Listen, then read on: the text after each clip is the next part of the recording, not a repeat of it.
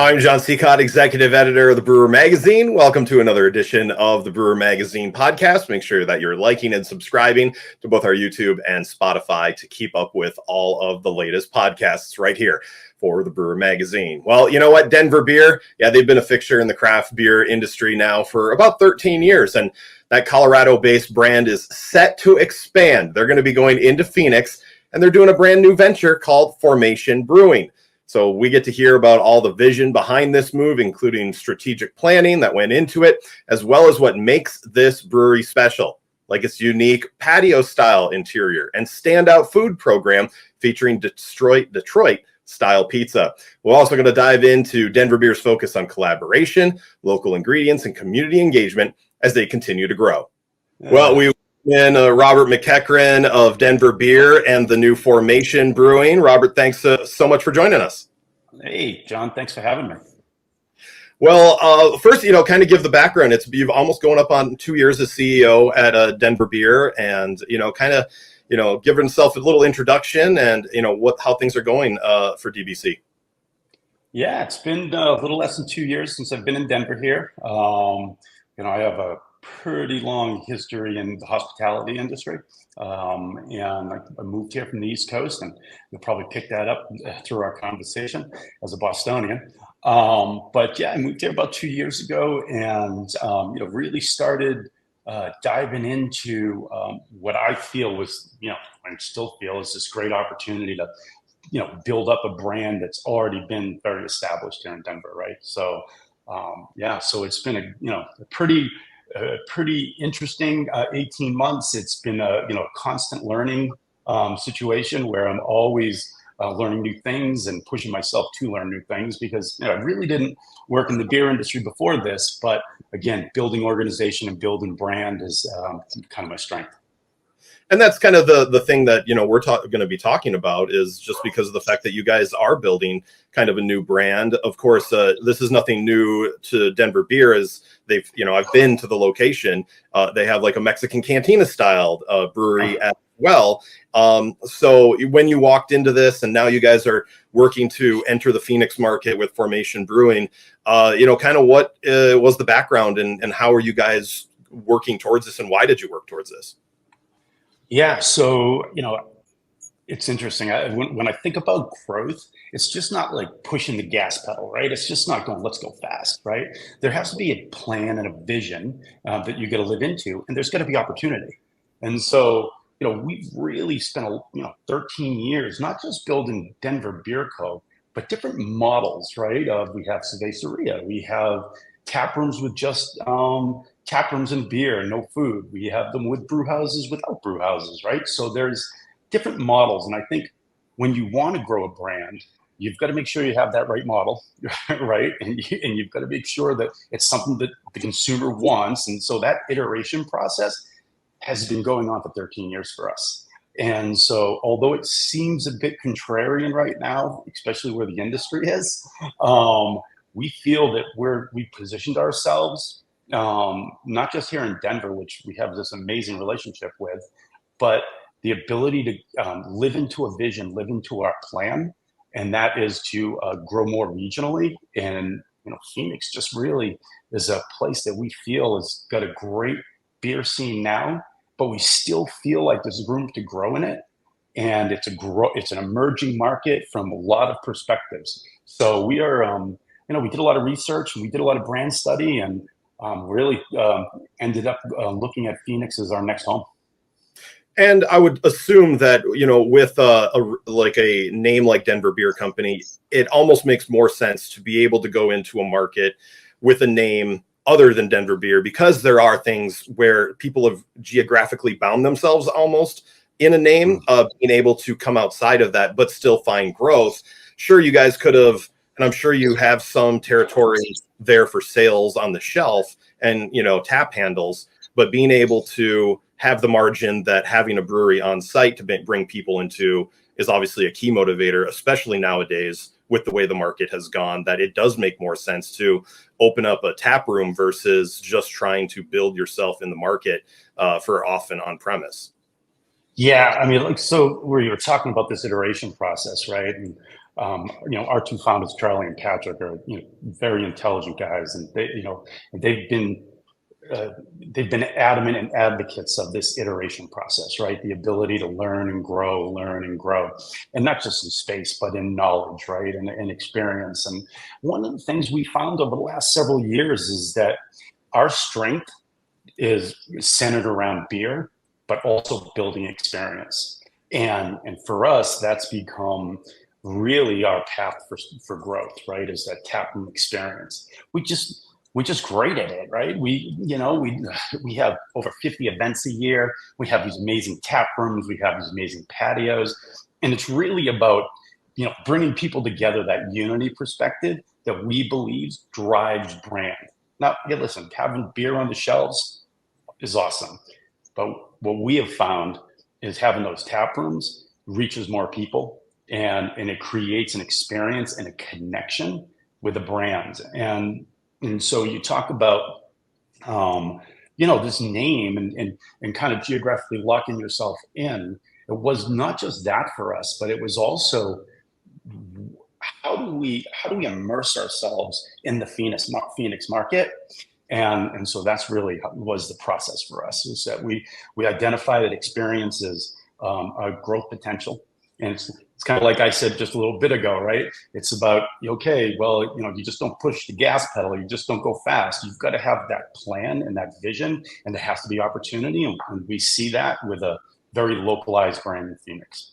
Yeah. And with the name, where did Formation Brewing come from, and kind of how is that going to reflect what the brand's identity is? Yeah, so I mean, it's got a little bit dual meaning for me, right? I mean, it definitely speaks to the outdoors, right? I mean, you see the rock formations in Phoenix are beautiful, and it just really lends itself to the outdoors. But again, it's about coming together, right? Meeting people and having friends and meeting new people and making new friends and forming those relationships that really allow our tap rooms to stand out. And so, it was a dual meaning really for us as we went through our brand studies. The word formation has, so many meanings, but for us especially, it's about speaking to the outdoors along with, forming these new relationships that we're going to not only form with our customers, but the community, right? Our employees, our brewer, our chef, all those things. So yeah, we're excited about not just the name Formation, but what it means to us. Yeah. So, kind of give us a layout of what the brewery is going to be about, and, what pieces, from previous locations did you be like, yep, this is something that can translate over. It's a good part to have. I mean, what are going to be the key elements of what Formation is going to be in Phoenix? Yeah. So again, we our tap rooms are, known for patios right here in Denver, right? I mean, if you've been to our Downing Street location, for example, it has this amazing patio, right? All of them are really lean into patios. And in Phoenix, we took a different approach, right? From an aesthetic, we looked at it. We are going to have a patio, but we're going to create a space that allows us to. It feels almost like you're in a patio while you're inside, right? So the aesthetic and the makeup of the building itself, right? The whole design, I think, is going to contribute quite a bit to that experience. And then again, we have 13 years of running tap rooms, right? We got a lot of knowledge. So we brew great beer. We have, again, 50 events. We're going to have such cool events. I don't know if you've been down to Roosevelt Row in Phoenix, but boy, it's like Rhino used to be, right? Or Rhino is even emerging, where it is like, full of art, full of music, right? There's street art everywhere. It's just very artistic and fun and energetic. And we're going to capitalize on that. We're going to have some great events. I mean, we have some great events now. I mean, one of my favorites is beer, bacon, and coffee. And 9 o'clock in the morning, you get up and you pay for a ticket and all the beer and you can drink and reasonably, and all the bacon and burritos you can have. So if you want some coffee, I guess there's that too. But yeah, so we're going to do some great events and lean into those things. And I think we're going to take the last 13 years and take some of those things, but then we're going to see what the community wants, right? And see where that lends us. And the other thing I would add is that we're going to lean into our food program even more. I think we've created quite a food program here in Denver, but we're going to add to that, and we're going to see where that takes us, because we believe that has a lot of legs. And like you talked about the location, how important was it to be a part of that part of Phoenix and not try to build something yourself away from other breweries or away from other locations? Was that kind of a key part of it as well? Yeah, when we looked at market and trade areas and trade area selection, this one just stood out to us. This was by far, when I looked through the Phoenix market, this is definitely where we wanted to establish ourselves. And it's right down the street from ASU Medical, right? There's, like I said, a ton of art and music that it just makes that neighborhood vibrant. They have an event called First Friday, and the first Friday of every month, they shut the street down. And John, I mean, if there weren't 8 to 10,000 people there when I was there roaming the streets and having fun, there weren't 500. I mean, it was amazing. And so it's just that kind of energy that we really try to live into. So yeah, it took us a bit to find the right spot. We have a great real estate agent down in Phoenix that knows the market like the back of her hand, and she really helped us kind of position ourselves there. How about when it comes to the liquid itself? Obviously 13 years of experience putting out some great beers under the Denver beer name. I mean, do you guys go in with your Denver beer to open? Are you creating new recipes? What's the brew team going to be a part of this? Yeah, we're going to create new recipes. Yeah. I mean, you're not going to sell that to a brewer, right? And so, and they're excited about it, right? I mean, we're excited about it. We've already, we have brewers already working with some, prickly pear recipes and sours, and we're going to have a great lager. We'll have a hazy. We'll have, a West Coast, right? But we're going to lean into it. We have some experience with that, right? You brought Cerveceria up before, right? I mean, that brand was built off of pushing status quo, right? It was built off of, we have a relationship with Mexican brewers that we fly in. I don't know if you're going to be at GABF this year, but Saturday night session is going to be really at Platt Street. That is our great Mexican beer fiesta, and it is, it's a huge party. And we built that brand through relationship and authenticity. And I think we're going to lean into that same thing in Phoenix. Phoenix is a market, like you said, it's emerging. There's a lot of breweries there already. How are you guys finding your niche and, kind of knew that you could be successful there and not have to feel like you're struggling right out of the gate and can actually try to build something quick? Yeah, I don't know if it's ever, I don't know if it's ever going to be quick, right? Right. But I definitely have felt since we've been there and immersing ourselves in that market that, very much like the rest of the craft beer world, where, coming from the outside of the craft beer world, it's pretty closed off, right? You're in your space, you're in your company. It is like, yeah, move out of my way. The craft beer world is very collaborative. And so, when we started to go to Phoenix and we started meeting other brewers and going to other breweries, it's been very welcoming. I mean, it's just like it is here in Denver.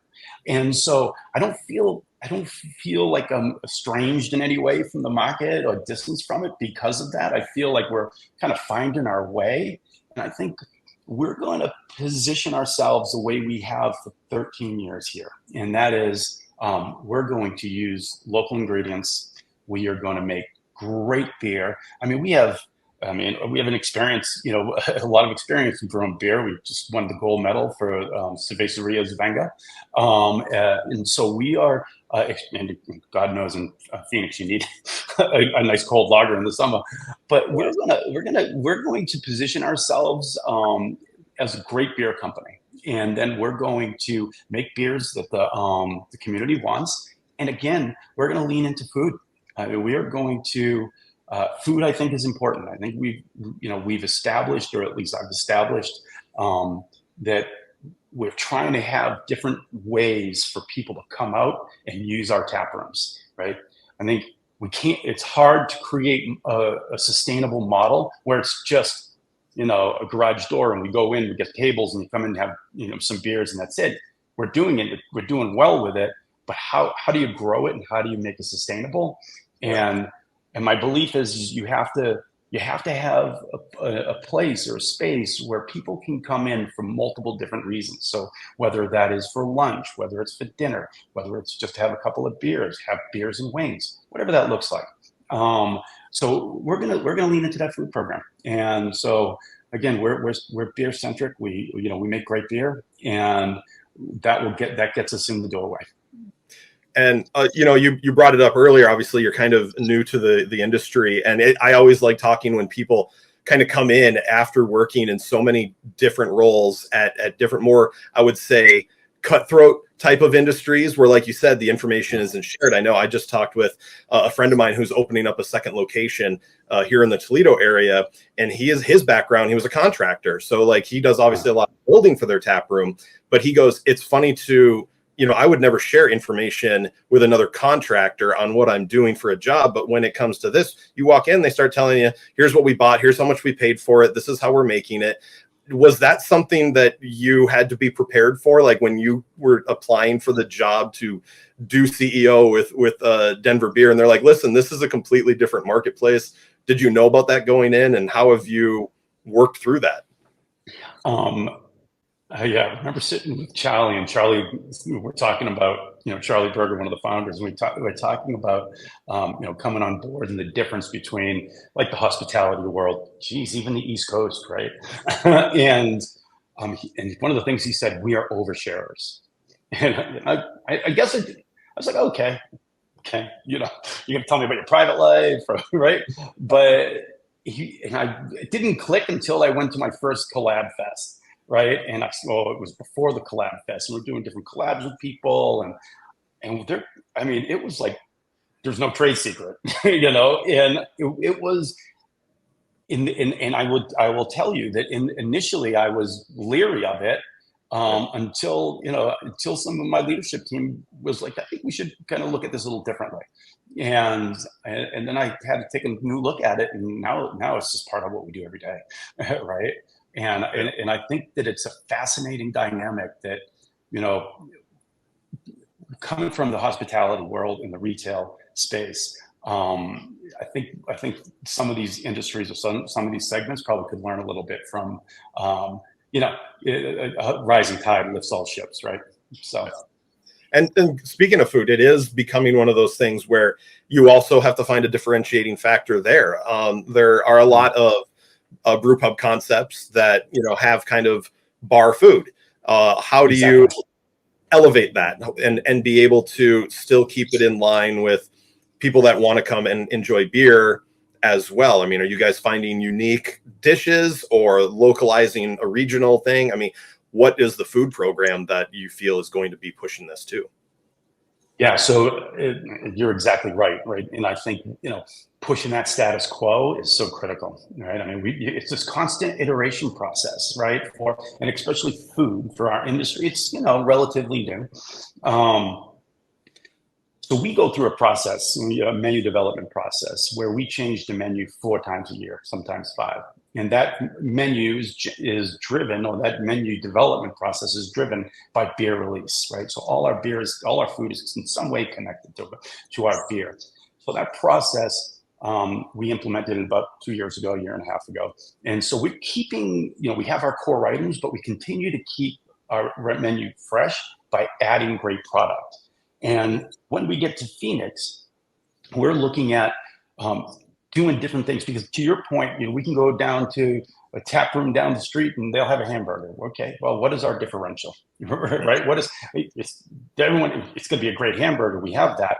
We're looking at leaning into pizza. We're looking at having that and having a Detroit style pizza that, like Buddies, right? In Detroit, it is a I think it's a great product to solve for a lot of things, and it will help us solve for things like delivery. It'll help us solve for things like to go, and it'll also help us look at how that drives check, right? But on the return of that, it increases the reason why to come to Formation Brewery, right? It does just another reason why to come to Formation, and so we're pretty excited about it. And we have a great culinary team, and I think that our differential will be threefold. I think the experience inside the tap room, the fantastic beers we make, and the food. Well, that's awesome. Now, when it comes to what you guys are going to do, will this be on premise only? Are you guys looking to get into canning, get into distribution? I mean, is that a forward-thinking process right now? Yeah, that's all part of the model. Yeah, I mean, we believe that to grow a brand, it happens more quickly, right? With taproom experience, and so. But our goal is to have full distribution in Phoenix. We've met with distributors there already, and that process is well underway. It's it's on the 10-yard line right now, and so we are. We intend to have a full ecosystem in Phoenix in the years to come. Yeah. Well, awesome. And now, what's the timeline for things for Formation? How are things progressing? I know it's always we'll wait and see until we can see and get it going. What's your latest timeline? And we probably know it'll change. Oh yeah, I'd be a liar if I told you any of the exact date, right? Right. We'll be open in 2024. And this I know. We're at full construction mode right now. Our brew system is already in Phoenix, and our kitchen equipment's already in Phoenix, and so we will be open in 2024. The date, I wish I could tell you. There's a lot of people that wish I could tell them that, but to your point, and again, John, this is off campus for us, right? We are, we're Denver based, and it's a different dynamic for the organization. Now, not for me, because I've worked not just across the country, but globally. So I understand that dynamic, but it's still a lot of lift, because when you have a team that you've built that necessarily is new to it, you've got some challenges, but targets 2024. Well, excellent. Well, sounds things are going well. Obviously, it's always a wait and see game. I know how it goes. So I'm sure you're really anxious to be able to cut that ribbon coming up soon here at the end of the year. Yeah. I mean, I think this will, validate a lot for us as far as not just, who we are as a team, right? Which is just such a big team effort and such a big lift for all of us.